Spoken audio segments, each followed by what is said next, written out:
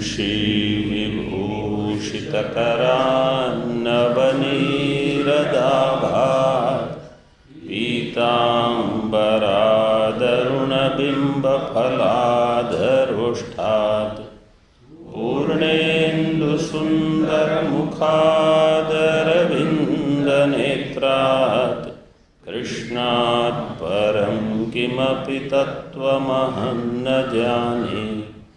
शङ्करं शङ्कराचार्यं केशवं बादरायणं सूत्रभाष्यकृतौ वन्दे भगवन्तौ पुनः पुनः। ईश्वरो गुरुरात्मेति मूर्तिभेदविभागिने व्योमवद्व्याप्तदेहाय दक्षिणामूर्तये नमः।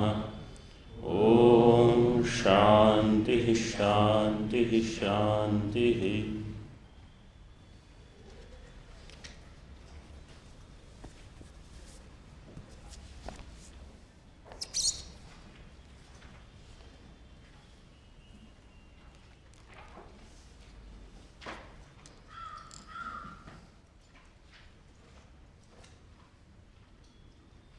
36 श्लोक में कहा था रक्षांसि भीतानि दिशो द्रवंती। वहाँ ये नीलकंठी व्याख्या में जो अष्टटीका है वहाँ कहा है अयम श्लोको रक्षोघ्न मंत्रत्वेन मंत्र शास्त्र प्रसिद्ध है। मंत्र शास्त्र में यह श्लोक रक्षोघ्न मंत्र राक्षसों का नाश करने के लिए प्रसिद्ध है।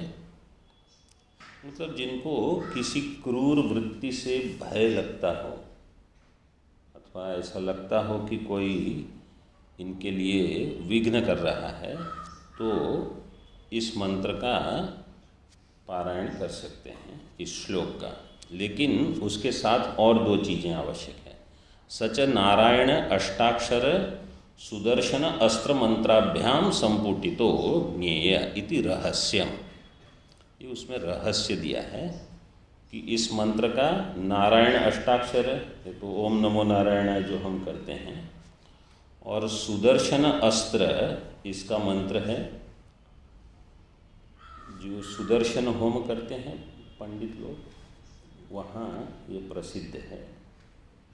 हम तो परिचित नहीं हैं, मतलब सुना है हमने लेकिन अभी तो स्फुरन नहीं हो रहा है। सुदर्शन मंत्र तो ओम नमो नारायण और सुदर्शन मंत्र इन दोनों के साथ इस श्लोक का पारायण करने से रक्षोघ्न मंत्र अथवा जैसे हनुमान चालीसा तो करते ही हैं, प्रसिद्ध है वो। क्या है वो? हाँ, ये वो भूत पिशाच निकट नहीं आवे महावीर जब नाम हुआ ऐसे। ठीक है,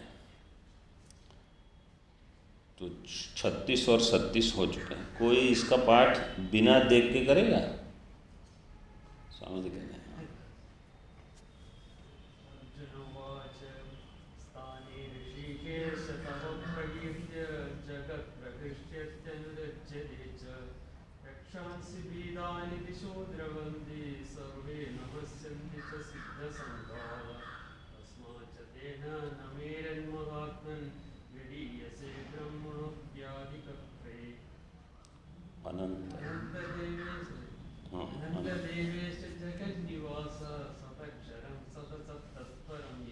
बहुत बढ़िया। तो ऐसे अभी हो जाएगा जो जब पाठ चल रहा है फिर गीता जी। ठीक है, आगे देखते हैं 38 की टीका। अनंतत्वादिना भगवतो नमस्कारादि योग्यत्वम उक्तम संप्रति जगत सृष्टत्वादिनापि तद योग्यत्वम अस्ति इति स्तुति द्वारा दर्शयति। इसका सरल अर्थ कौन बताएगा? अनंतत्वादिना भगवतो नमस्कारादि योग्यत्वम उक्तम। अनंतत्वादि के द्वारा जी भगवान नमस्कार के योग्य है, ये बता दिया। दूसरी पंक्ति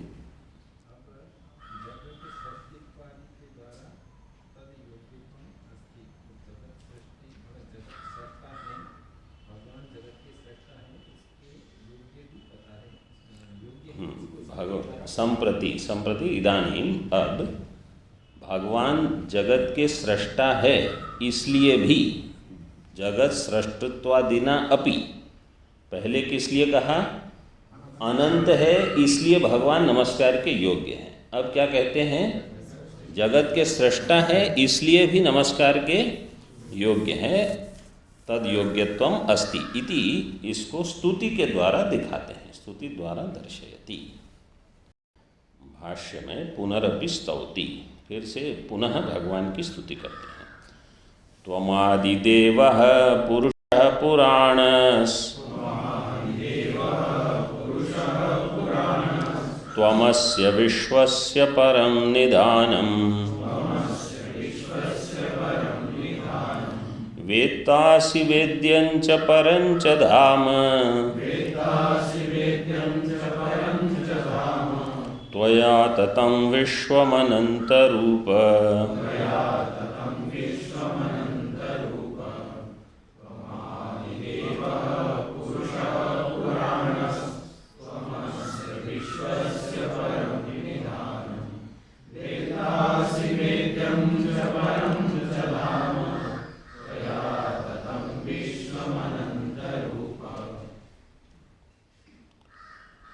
त्वं आदिदेवः पुरुषः पुराणः,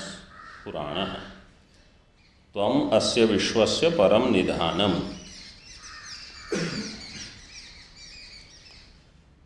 त्वं वेत्तासि वेद्यं च परं च धाम, त्वया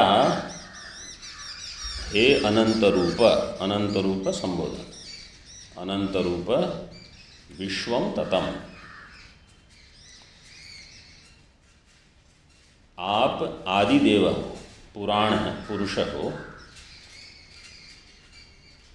पूर्व में कह दिया आप हिरण्यगर्भ के भी कर्ता हो, इसलिए अब यहाँ आदिदेव पुराण पुरुष से हिरण्यगर्भ नहीं ले सकते, अब सीधे ईश्वर को ही लेना है, सगुण ब्रह्म। और आप इस विश्व के परम निधान हो। निधान का अर्थ है, हाँ, निधीयते अस्मिन्, जिसमें वास्तव में यहाँ निधान से क्या लोगे, जिसमें सबका लय होगा, आधार मतलब लय स्थान, यहाँ प्रलय करके दिया है। जहाँ प्रलय होगा वही उसका उपादान कारण होगा। घट का लय कहाँ होगा? मिट्टी में, तो मिट्टी ही उसका उपादान होगी। सुवर्ण अलंकार का लय कहाँ होगा? सुवर्ण में, तो सुवर्ण ही उसका उपादान। तो लय जहाँ होता है वही उसका उपादान होगा। मतलब उत्पत्ति से भी सिद्ध हो सकता है, लेकिन यहाँ क्योंकि टीका में जो संगति क्या लगाई है, जगत सृष्टत्वादिना, ठीक है। अब सृष्टु तो सीधे दिए नहीं हैं, निधानम दिए हैं, तो जो लय कारण है वही उत्पत्ति कारण है, इस प्रकार से। और आप वेत्तासी वेद्यम च, वेत्ता से प्रमाता, वेद्य से प्रमेय, आप ही प्रमाता हो, आप ही प्रमेय हो, आप ही जानने वाले हो, आप ही जाने जाते हो, ऐसे। वेत्तासी वेद्यम च परंच धाम, आप ही परम धाम हो, परम से ब्रह्म लेना। त्वया हे अनंत रूप, आप अनंत रूप हो, विश्वम ततम, यह विश्व व्याप्त है।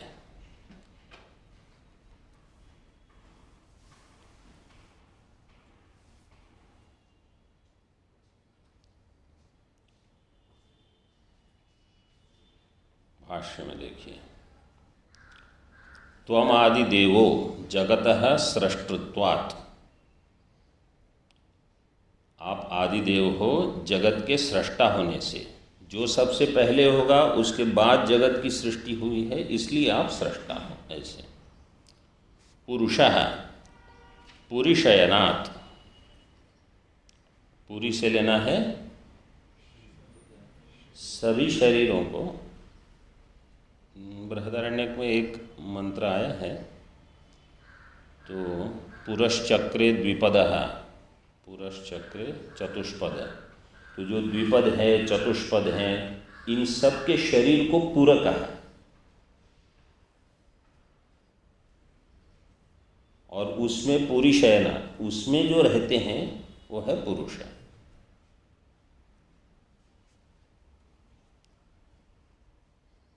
देखना पड़ेगा कहाँ है, लेकिन बृहदारण्यक में उद्धृत हुआ है ये। पुरुषा पुरुषयनात्, पुरुष के लिए अन्य एक व्युत्पत्ति क्या देते हैं, पूर्णत्वात्, जो पूर्ण है वो भी पुरुष है, पुरुषयनात् पुरुष। टीका में देखिए, जगतः स्रष्टा पुरुषो हिरण्यगर्भ इति पक्षम प्रत्याह। अगर कोई ये पक्ष उठाता है कि जगत का सृष्टा पुरुष तो हिरण्यगर्भ है, तो उसको कहते हैं कि ऐसा नहीं है, यह पुरुष पुराणश चिरंतनस त्वमेव अस्य विश्वस्य परम प्रकृष्टम निधानम निधीयते अस्मिन् जगत सर्वम महाप्रलयादौ इति। आप पुराण हो, चिरंतन हो। चिरंतन के लिए अन्य शब्द क्या देखा था पहले, पूर्व में भाष्य में आया था, सनातन। हाँ, सनातन चिरंतन, ये दोनों साथ में भगवान भाष्यकार देते हैं। पुराण चिरंतन त्वमेव, आप ही हो, और त्वमेव अस्य विश्वस्य परम निधानम, आप ही इस विश्व के निधान हो। परम प्रकृष्टम निधानम, निधानम निधीयते अस्मिन्, जहाँ सब रखा जाता है, निधीयते जहाँ सब रखा जाएगा, तो पूरा ब्रह्मांड परमात्मा में ही रखा जाएगा।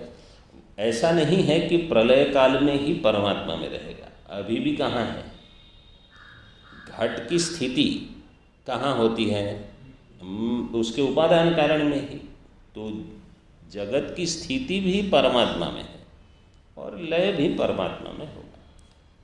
ये केवल इस प्रकार का शब्द व्यवहार इसलिए होता है क्योंकि स्थिति काल में ये बुद्धि बनती नहीं कि परमात्मा में ही जगत है। हम दो अलग मानते हैं, कार्य और कारण को। मतलब बुद्धि ऐसी बनती है कि जगत कार्य है, परमात्मा कारण है, कार्य कहीं अन्य स्थित है अथवा स्वतंत्र है। जैसे सांख्य मानते हैं कि चैतन्य भिन्न है, प्रधान भिन्न है, अथवा जैसे न्याय वाले क्या कहेंगे कि चैतन्य तो नहीं मानते वो, लेकिन वो कहेंगे कि कार्य कारण से भिन्न है। पट और तंतु एक नहीं मानते, वो कार्य कारण में भेद मानते हैं। तो इसी प्रकार साधारणतः अगर ये बुद्धि बनती है कि जगत कार्य परमात्मा कारण से भिन्न है, तो जब कार्य का लय हो जाएगा तब तो परमात्मा मात्र रहेगा। तो प्रश्न होगा कि कार्य का लय कहाँ हुआ, तो कह रहे हैं परमात्मा, इसलिए वो निधानम। इसलिए भाष्यकार ने कहा निधीयते अस्मिन् जगत सर्वम महाप्रलयादौ, महाप्रलय के समय, लेकिन अभी भी वही है। टीका में देखिए, सृष्टृत्वम, सृष्टु में मतलब सृष्टा में धातु क्या रहेगी, सृज विसर्गे। सृज विसर्गे में फिर क्या प्रत्यय लगेगा, तृच प्रत्यय लग के।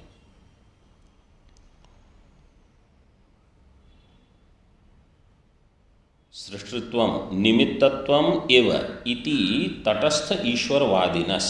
अब ये न्याय वाले आए। न्याय वाले क्या कहेंगे, ईश्वर कैसा है, तटस्थ है। तटस्थ का अर्थ क्या है, तटस्थ, वो तो ठीक है, मतलब निमित्त कारण। तटस्थ ईश्वर से वो क्या कहते हैं कि ईश्वर जगत का केवल निमित्त कारण है, उपादान नहीं है। तो जैसे कुलाल घट बनाता है, जहाँ घट है वहाँ कुलाल आवश्यक नहीं है। घट किसी देश में रह सकता है, कुलाल अन्य देश में रह सकता है।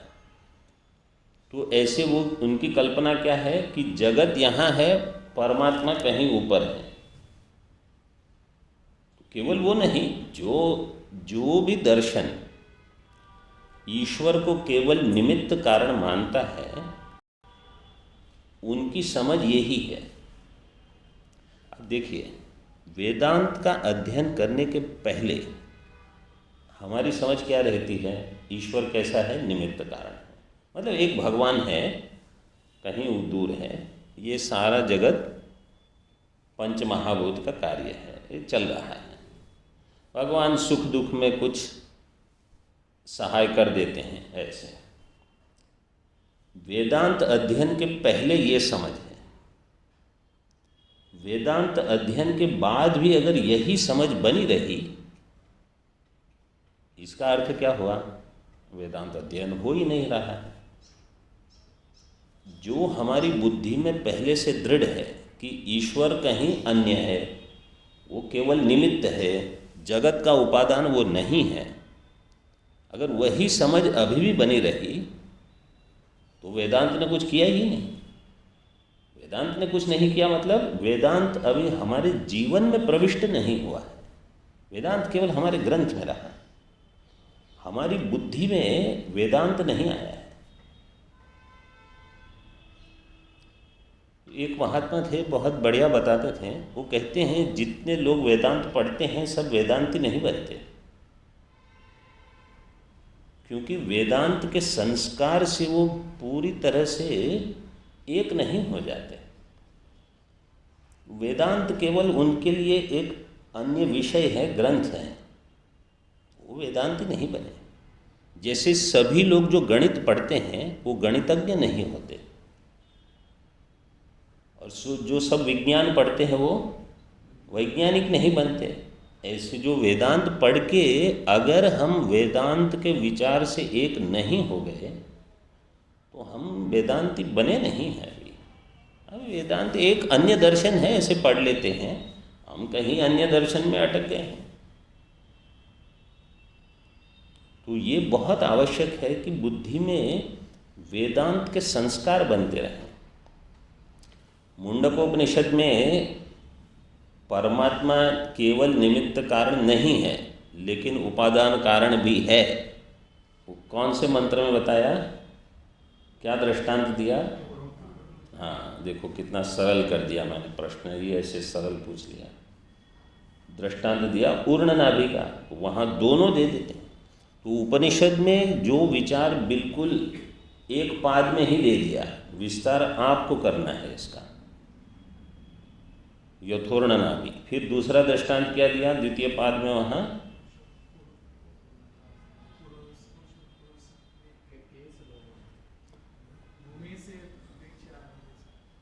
यथा यथोर्ण नाभि गृह्णते सृजते च यथा पृथिव्याम औषधय संभवति। पृथ्वी से अनेक प्रकार की औषधि दिखती हैं, इतने प्रकार के पेड़ पौधे फल सब एक से, तो एक से अनेक संभव है। अगर समस्त सृष्टि का एक उपादान कारण है तो सृष्टि में वैचित्र्य कहाँ से आया?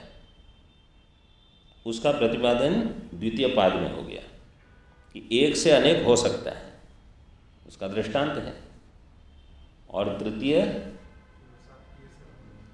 हाँ, पुरुष से केशलोम, मतलब चेतन से जड़ की उत्पत्ति हो सकती है।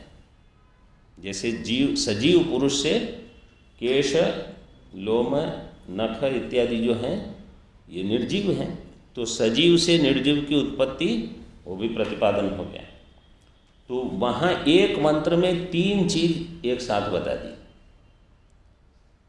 ये बुद्धि को निश्चय कराने के लिए कि परमात्मा ही जगत का कारण है।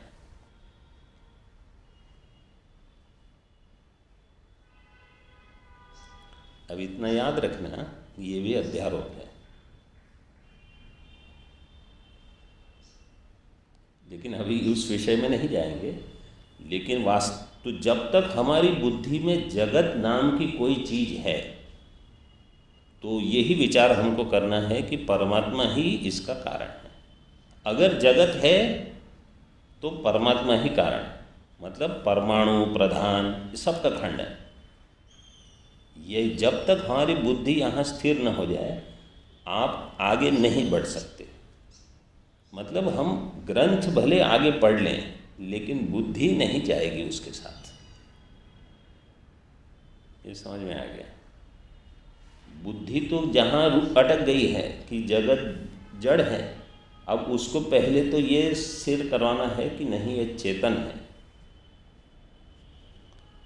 तो जो ये मानते हैं कि ईश्वर केवल निमित्त कारण है, तटस्थ है, तटस्थ ईश्वरवादिनः तान प्रति उक्तम, उनके प्रति उनको उत्तर देते हैं त्वमेव अस्य विश्वस्य परम निधानम, भगवान ही। क्योंकि देखो सृष्टा जो है ना, जैसे कुलाल जगत का सृष्टा हो सकता है, जगत का नहीं मतलब घट का, कुलाल घट का सृष्टा हो सकता है, लेकिन कुलाल उपादान कारण नहीं है। लेकिन जहाँ घट का लय होगा वही उसका उपादान कारण। तो इसलिए भगवान सृष्टा है, वो तो न्याय वाले कहेंगे सिद्ध साधन। हम भी मानते हैं कि भगवान सृष्टा है, लेकिन वो ये नहीं मानते कि भगवान उपादान कारण है। टीका में महाप्रलयादाव इत्यादि पदम अवांतर प्रलयार्थम, महाप्रलय से आदि दिया है, महाप्रलय आदव, आदि से अवांतर प्रलय भी ले लीजिए। अवांतर प्रलय 4 प्रकार के प्रलय हैं। कौन से? नित्य, नैमित्तिक, प्राकृतिक, आत्यंतिक। आत्यंतिक तो मोक्ष है, उसको छोड़ दीजिए। बाकी जो हैं तो उनको यहाँ महाप्रलय और अवांतर प्रलय इससे ले लेना है। ईश्वरस्य उभयथा कारणत्वं सर्वज्ञत्वेन साधयति, ईश्वर उभयथा कारण है, निमित्त उपादान, अभिन्न निमित्त उपादान कारण, इसी से सिद्ध हो गया। वो निमित्त भी है और उपादान भी। उभयथा कारणत्वं सर्वज्ञत्वेन साधयति, क्योंकि वो सर्वज्ञ है। भाष्य में किंच वेत्तासी, वेत्ता का अर्थ कर दिया वेदिता। सर्वस्यैव, सर्वस्य वेत्ता वेदिता असि, वेद्य जातस्य, सर्वस्य वेद्य जातस्य, जो जो वेद्य है इन सब के जानने वाले आप हो। वेद्य जातस्य का अर्थ है समूह से, वेद्य समूह के वेत्ता आप हो।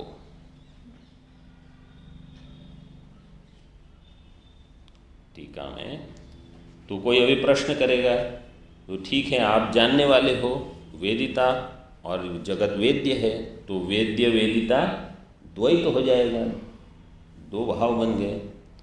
वेद्य वेदितृ भावेन अद्वैतानुपपत्तिम आशंक्य आह, वेद्य वेदितृ भाव से द्वैत हो जाएगा कि आप जानने वाले हो, ये जगत जानना जाता है, तो अद्वैत की अनुपपत्ति होगी, अद्वैत नहीं होगा सिद्ध। इसलिए आशंका है यच्च वेद्यम वेदनार्हम तच्च असि, जो वेद्य है वो भी आप हो, जो जानने वाला है वो भी आप है, जो कर्म कर रहा है कर्ता वो भी आप हो, और जो कारक है कर्म के लिए वो भी आप हो। आप जानने वाले हो, आप जाने जाते हो, आप कर्ता हो, आप ही कारक हो।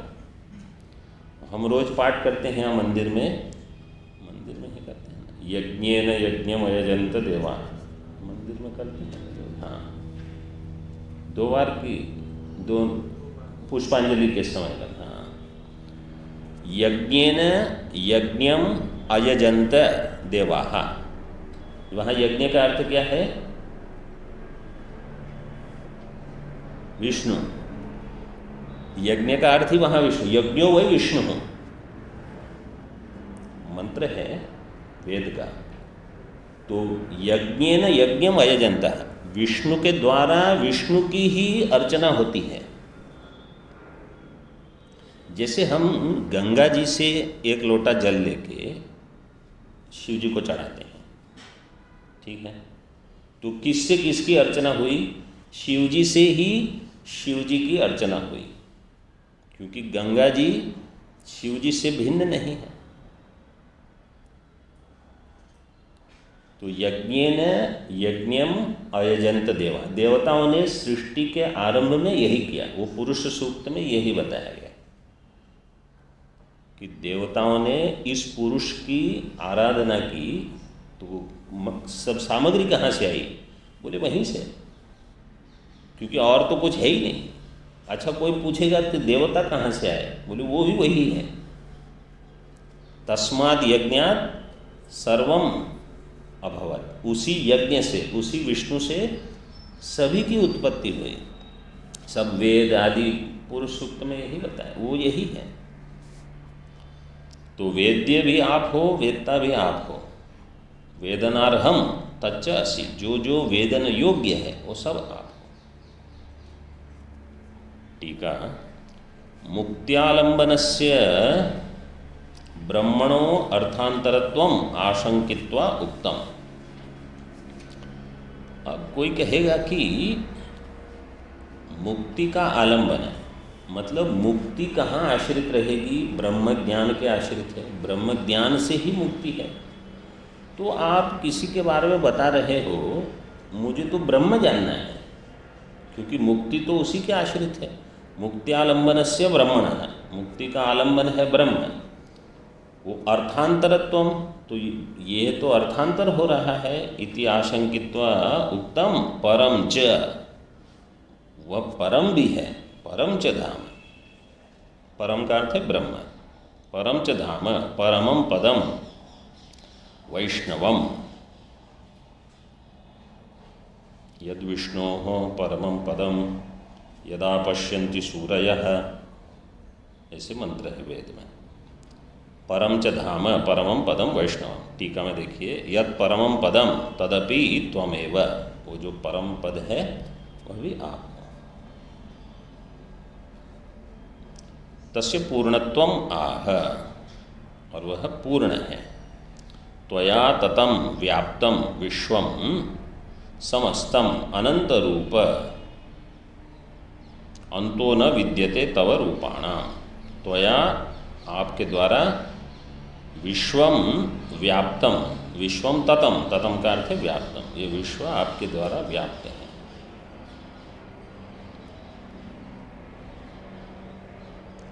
और वही आप समस्त रूप हो। समस्तम विश्वम व्याप्तम, अनंत रूपान रूप,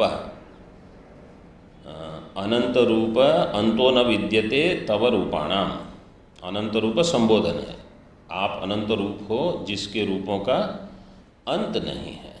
टीका में देख लीजिए, व्याप्य व्यापकत्वेन भेदम शंकित्वा कल्पितत्वात् तस्य मैवम इत्याह।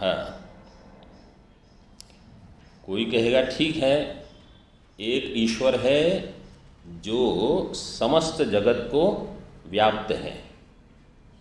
देखो, अर्जुन कहते हैं भगवान आप इस विश्व को व्याप्त करते हो। भगवान ने पहले ही कहा था, हाँ, मया ततमिदम सर्वम जगत। तो वहाँ भगवान ने ही कहा था कि ये जगत मेरे द्वारा व्याप्त है। अब अर्जुन कह रहे हैं भगवान जगत आपके द्वारा व्याप्त है। तो अब अर्जुन को इतनी समझ आ गई। तो कोई कहेगा कि ठीक है, एक ईश्वर है, एक जगत है, और ईश्वर जगत को व्याप्त करके रहता है, तो वहाँ व्याप्य व्यापक भाव बन जाएगा। तो व्याप्य व्यापक भाव होने से भेद होगा। जैसे धूम है वन्नी है, दो हो गए।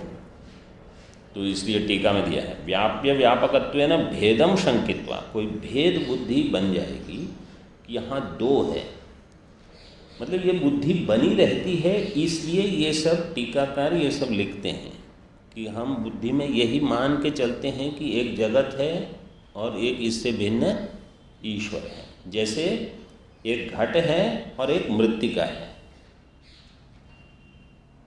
वो बार बार विचार करने पर सिद्ध हो जाता है कि यहाँ मृत्तिका से भिन्न घट नाम की कोई चीज़ नहीं है। इसी प्रकार ब्रह्म को छोड़कर जगत नाम की कोई चीज़ नहीं है। ये बुद्धि स्थिर हो जाए, इसलिए ये सब विचार है। तो यहाँ कह दिया उत्तर क्या है, भेद जो है वो कल्पित है। व्याप्य व्यापक भेद जो है वो कल्पित है, मतलब वास्तव में एक ही है। आप बुद्धि में दो मानकर एक को व्याप्य कहते हो, एक को व्यापक कहते हो। जैसे दृष्टांत देते हैं, ऐसे समझो कोई एक व्यक्ति है और उसको कोई खेल खेलना है जिसमें कम से कम दो व्यक्ति चाहिए, जैसे चेस खेलते हैं या कुछ। तो कैसे खेलेंगे, पहले यहाँ बैठेंगे, फिर कुछ खेलेंगे, फिर उठ के वहाँ बैठ जाएगा, फिर वो खेलेगा, फिर यहाँ आएगा। वो ऐसे परमात्मा में एक अद्वैत में जो द्वैत है वो कल्पित है। ज्ञानी ज्ञान के बाद भक्ति कैसे करेंगे, कल्पित द्वैत से। मधुसूदन सरस्वती जी ने एक श्लोक लिखा है, अभी तो स्मरण नहीं है, लेकिन उनकी भक्ति साधना बहुत रही है। तो अद्वैत सिद्धि भी उनकी है और भक्ति भी हो सकती है, क्यों नहीं होगी। कैसे, कल्पित द्वैत से। कल्पित द्वैत से आप भोजन कर सकते हो, कल्पित द्वैत से अन्य व्यवहार कर सकते हो, तो कल्पित द्वैत से भक्ति भी हो सकती है। श्लोक बोल लीजिए।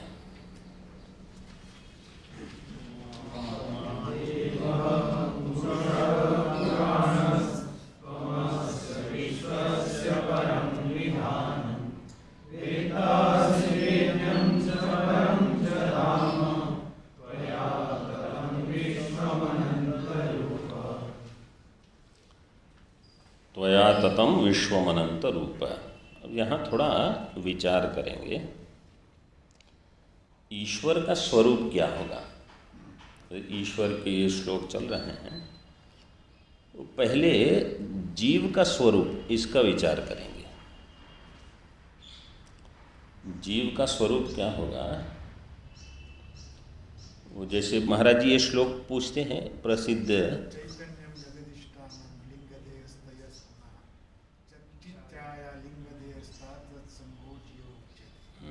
ठीक है, सभी को ये श्लोक याद है, बोलिए सभी लोग।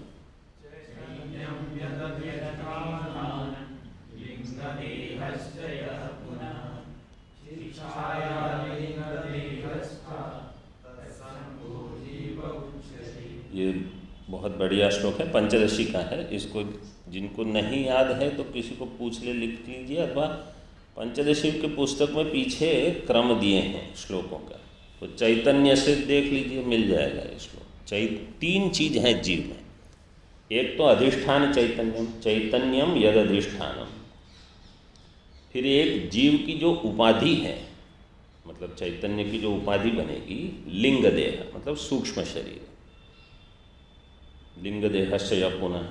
और जब चैतन्य है, लिंग देह है, उस लिंग देह में चैतन्य का प्रतिबिंब आएगा, चिच्छाया, लिंग देहस्था चिच्छाया, इसका संग है। मतलब इन तीनों को मिलाकर जो होगा उसको कहा जाएगा जीव।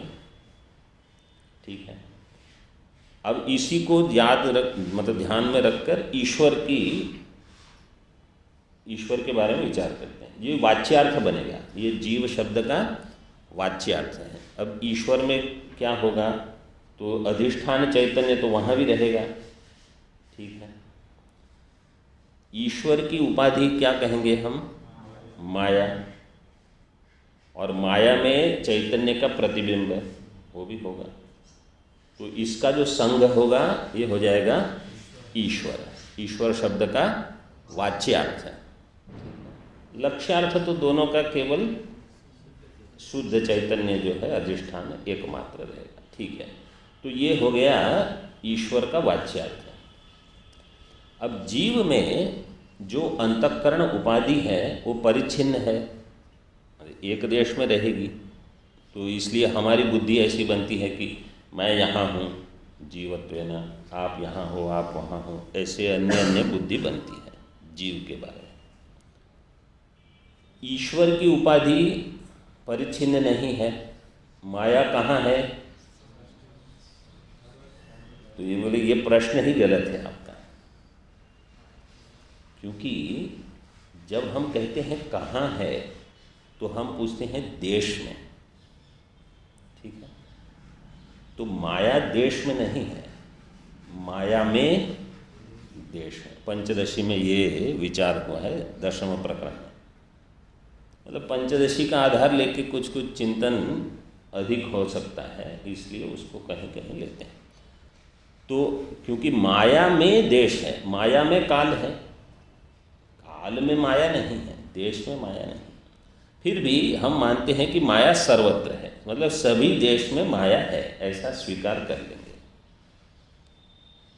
तो जहाँ उपाधि है जीव की वहाँ जीव है, तो जहाँ ईश्वर की उपाधि है वहाँ ईश्वर रहेगा।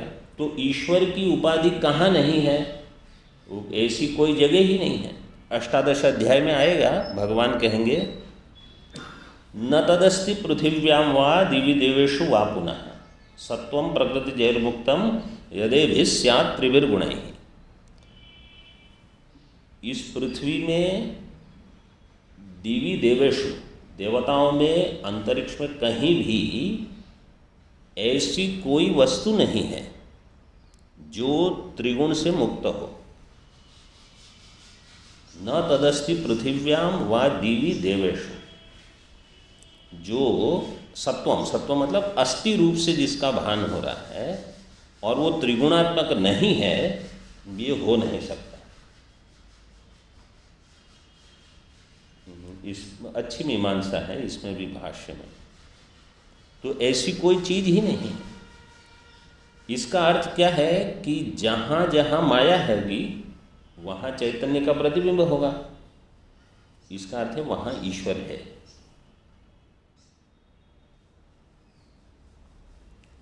तो इसलिए ईश्वर अनंत रूप, जो जो विशेषण अभी तक हम देख रहे थे वो सब तब घट जाएंगे बुद्धि में जब हम ईश्वर के स्वरूप का विचार करेंगे।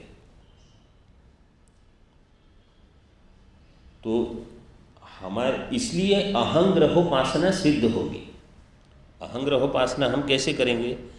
अंतःकरण में ही हम परमात्मा का आवाहन करेंगे। जैसे बाह्य शालिग्राम है अथवा शिवलिंग है, वहाँ हम कैसे ईश्वर का आवाहन करते हैं और फिर पूजा करेंगे, इसी प्रकार अंतःकरण में ही इसी को आलंबन बना के इसी में ईश्वर को बुला लो। क्यों?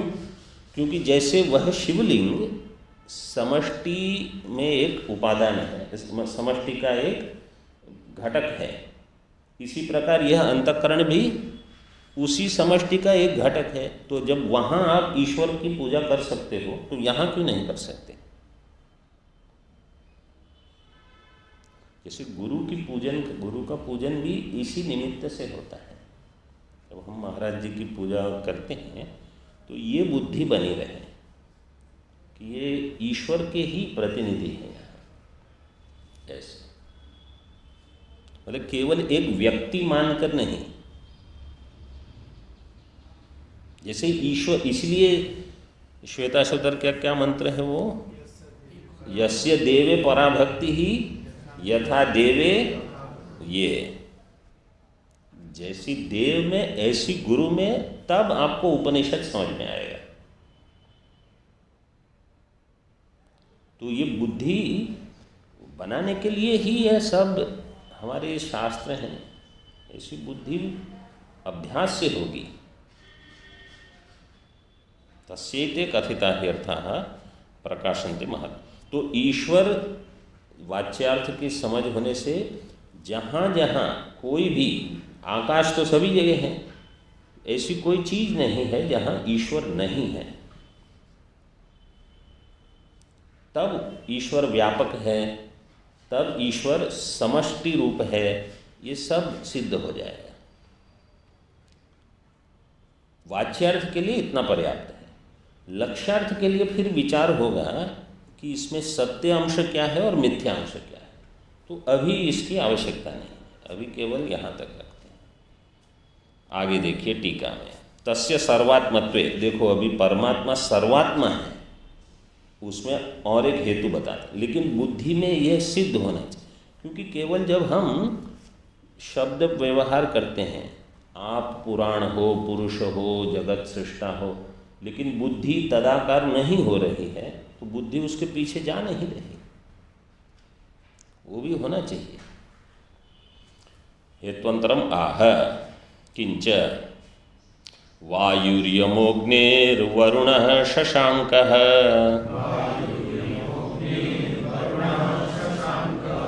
प्रजापतिस्त्वं प्रपितामहश्च नमो नमस्तेस्तु सहस्रकृत्वः पुनश्च भूयोऽपि नमो नमस्ते।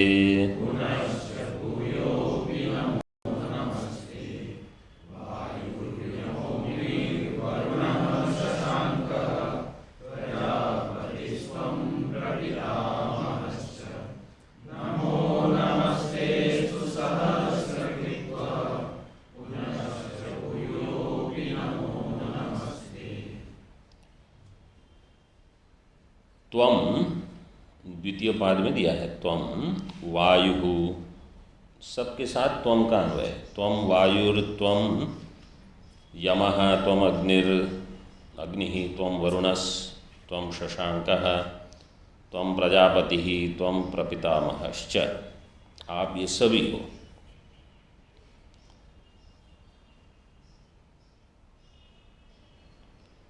नमो नमस्तेस्तु सहस्रकृत्वः पुनश्च भूयोऽपि नमो नमस्ते। पुनः पुनः अर्जुन नमस्कार करते हैं, और सहस्रकृत्वः, सहस्रकृत्वः में क्या प्रत्यय लगा है? कृत्वसुच, कृत्वसुच, कृत्वसुच, उसके सूत्र क्या है?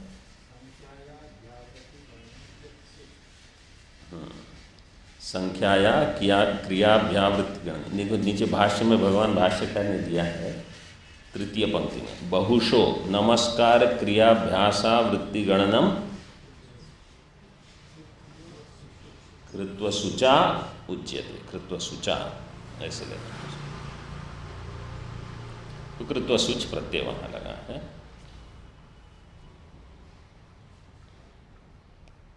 टीका में देखिए,